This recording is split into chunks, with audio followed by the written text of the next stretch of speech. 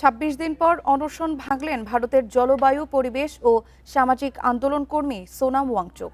সরকারের শীর্ষ পর্যায়ে নেতাদের সঙ্গে দীর্ঘ প্রচেষ্টার পর বৃহস্পতিবার স্থানীয় সময় রাত ১টার দিকে অনশন ভাঙেন তিনি।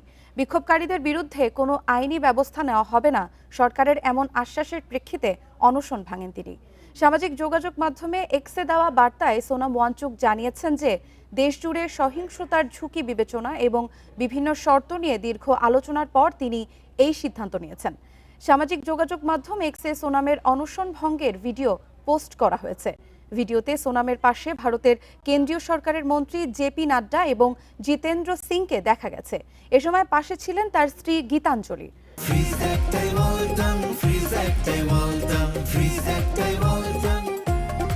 প্রশ্নপত্র ফাঁসের প্রতিবাদে ককরোচ জনতা পার্টির আন্দোলন কর্মসূচিকে সমর্থন করে ২৮ জুন নয়াদিল্লির যন্তর মন্তর এলাকায় অনশনে বসেন সোনাম।